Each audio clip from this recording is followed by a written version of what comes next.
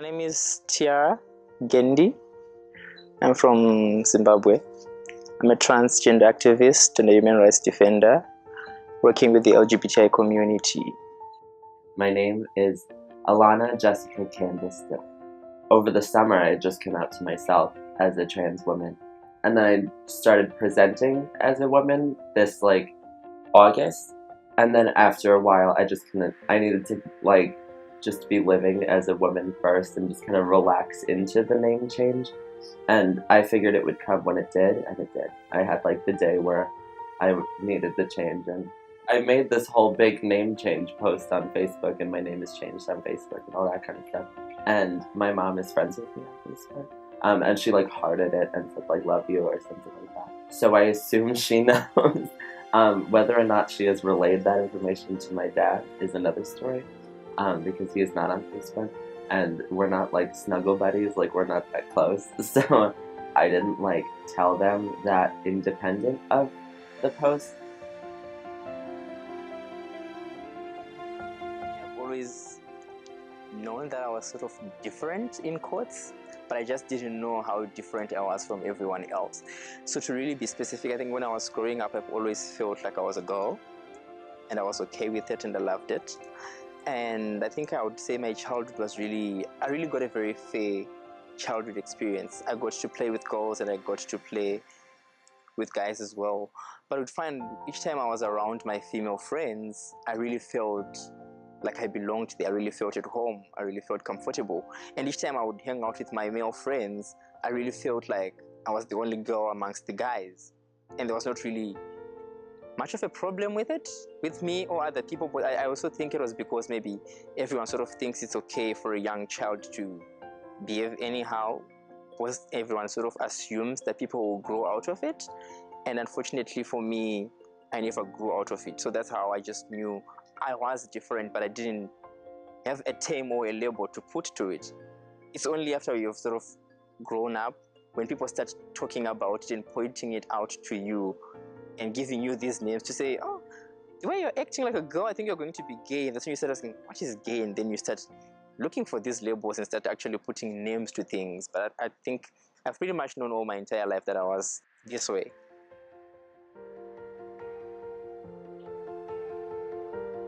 All of my friends have been very good. All people at school, very, very good.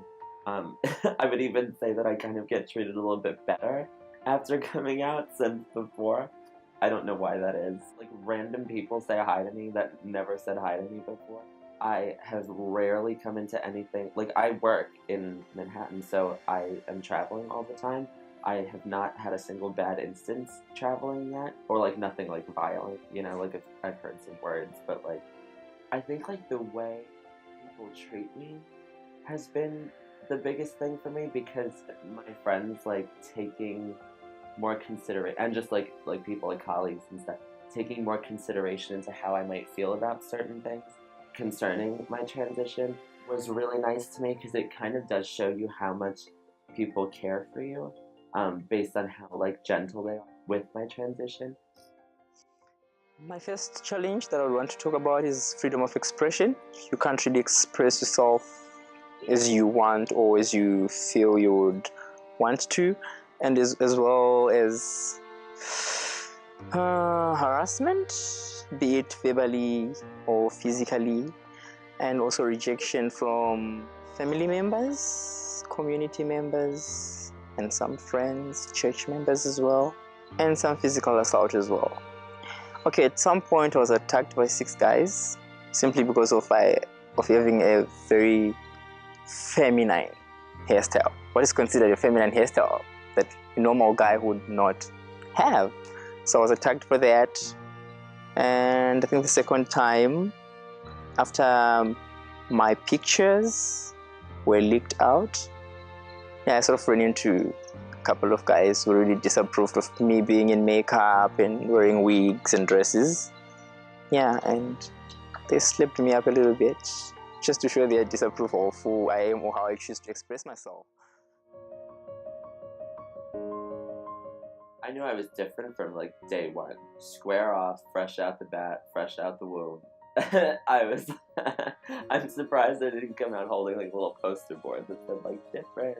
I've always been different. I've always been like, and not even just in terms of like femininity. I've always just been the problem child because I have a twin brother for direct comparison on everything that I am. I have to give almost like myself props for how I presented myself before coming out, because it was never a secret that I was very feminine, and unlike other gay men, like I was still very, very like womanly, even in my gay male form, if that's what we'll call that.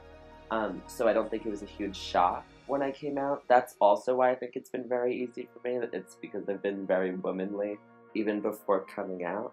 He has been like basically aware of how I am, so I guess this was probably a natural next step for him, for me. But when we were younger, he didn't take it quite as well, because I think he wanted like a brother, you know, like it was a 11-year-old boy with his 11-year-old sibling that was supposed to be his brother. Like, I could see why he would want a brother to, like, you know, beat the shit out of and like that kind of thing. And I almost feel bad that I couldn't give that to him, because like if we had known sister from day one, it would have been a different relationship.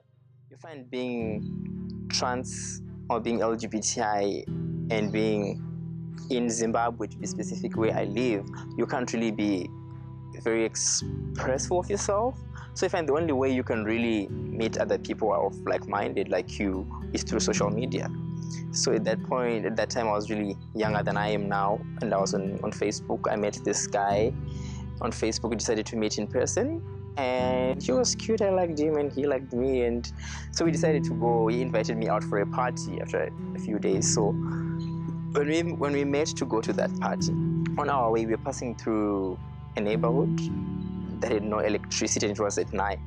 So we bumped into this guy who was sitting like by the side road. Like, so he said, "Oh, hi," and I was like, "Hi," and we just kept on walking. He said, "No, you guys wait, I need to talk to you about something." So since both of us didn't know him, and it was late at night, and we couldn't stop for him, so we just kept on walking. So the more we kept on walking, the more he started following us. So we tried running, and the more we started running, and the more he started following. That's when he just thought, oh, he said, "You guys, you think you're clever," so he just stopped and he pulled out his cell phone and he called some other people. And I think 5 guys came out from the maize fields, and they surrounded us and said, "Okay, why do you have that hairstyle? That is hairstyle for women, and you're a man, so why do you have that hairstyle?" So I tried explaining myself to say, "No, I'm just a person who really loves playing around with fashion and love fashion, and that's why I had that hairstyle." But for them, they really thought to say, "Okay, this hairstyle is too feminine for a guy, and therefore I am gay." So you'll find as much as they tried to confront me about it, I was not willing to admit it. So I kept on saying, "No, I'm not." So the more I tried to explain myself to them, it sort of annoyed them. So they started beating me and the other guy that I was with. So they managed to take away our phones and small money that we had. So it was that after that had happened, they sort of got into an argument amongst themselves. And it was that during that time when this other guy that I had met said to me, "You know what, we're really in deep trouble now. And the only way for us to survive this thing is for him to run away in the opposite direction, and hopefully all of them could follow him. And if that happened, I was supposed to run in the opposite direction as well and go and look for help." So he ran away in the opposite direction, and fortunately enough, for all of them went after him. So I ran in the opposite direction to go and look for help. So after I met this elderly man who was trying to help, as we were walking towards the direction where my friend had ran into, we could actually see them from a distance. They had actually caught up with him, and he was laying on the ground, and they were kicking him and beating him up. And then a white van came, and so they put him into the van and they drove off. So for me, this is someone that I just met on social media. I don't know anything about him really. So there was not really any way of me trying to check on him to see whether he got home or what. But after that elderly man escorted me to a police station, and he left me at the gate of the police station. So the most interesting part is when I walked into the police station. Of course, I always dress in a rather feminine way. So as I walked into the police station and I tried to report my case, no one was really interested in attending to me. I just got up and I went home. And when I got home, I just told my mom what had happened. But then after that, it really became a burden for me, even up to now. It's something that I will always live with. because I will never know what happened to that other guy. Ever since that day or that night, his Facebook account has never been active up until now. So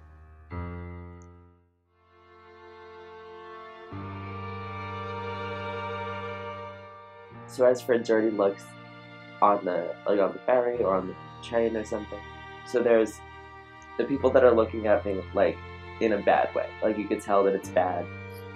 It's like a what the fuck is that kind of look, or possibly angry or something like that. So that's one type of look. I try to avoid them as much as possible. Like I just gonna try to stay about my business. But if someone's actually making me very uncomfortable or like starts talking or something, if it's on the train, I'll usually get up and switch cars or transfer trains or something. And then so that's the first type of look. The second type of look is like sex look, like it's like I want to hit that kind of thing. So here's the thing with those.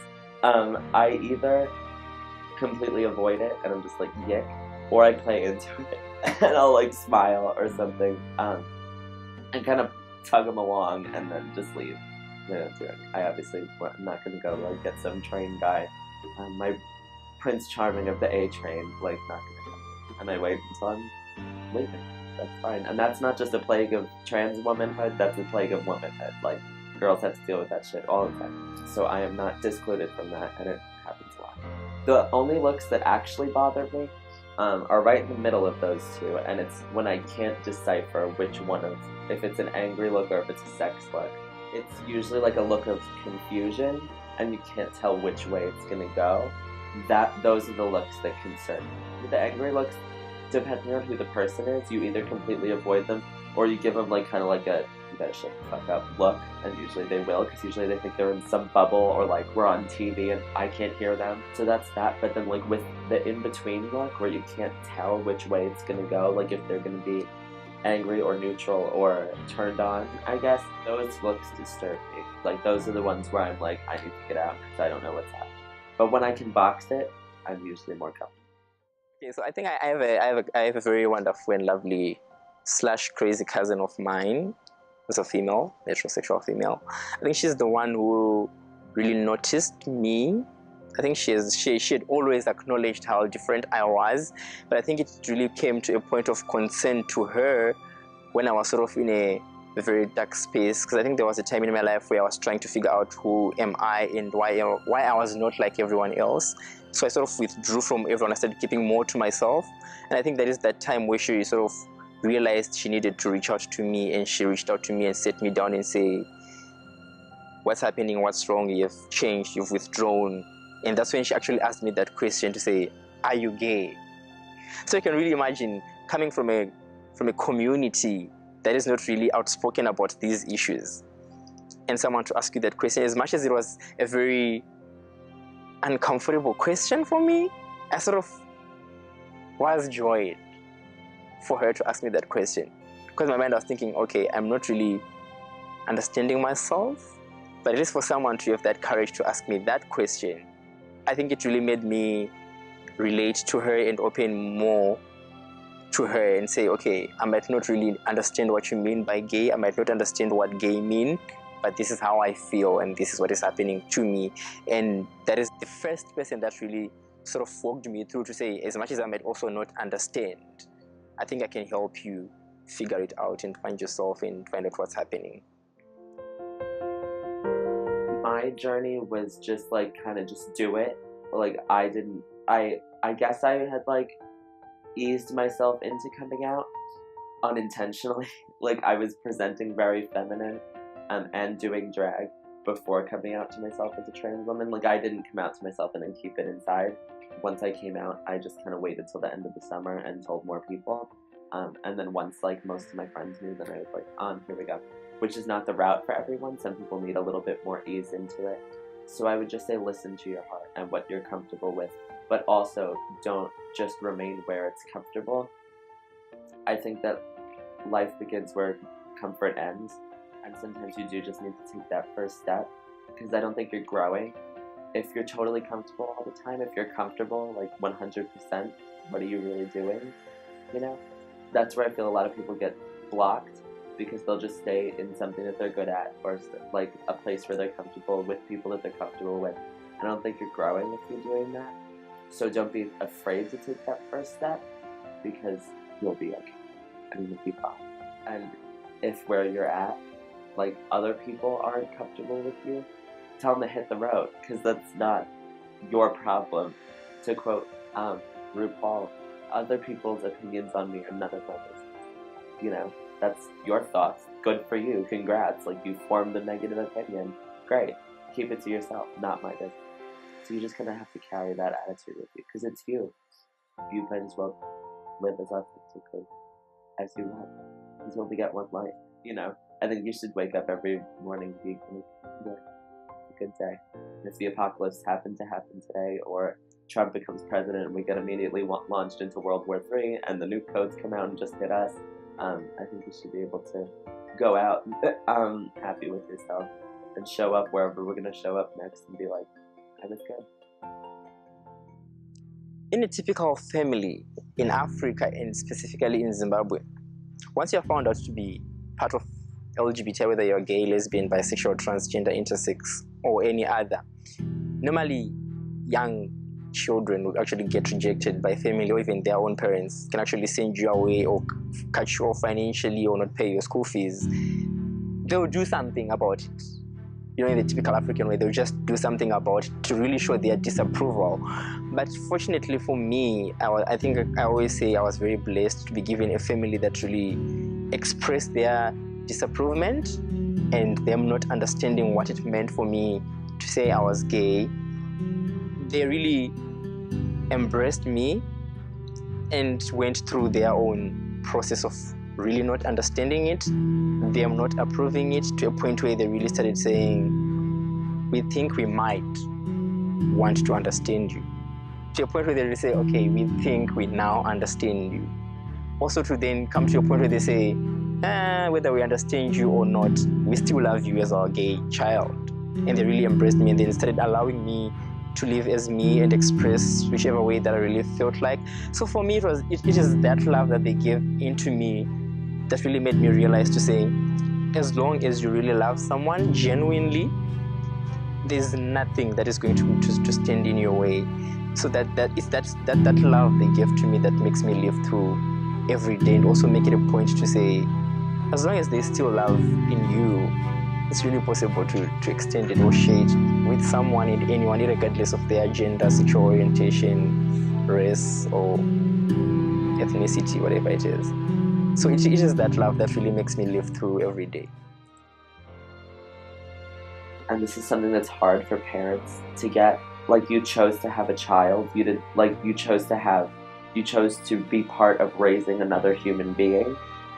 You didn't choose to have just like a worker bee, or like a slave, or a listener, or just like someone that's just there to do your bidding and be what you want them to be.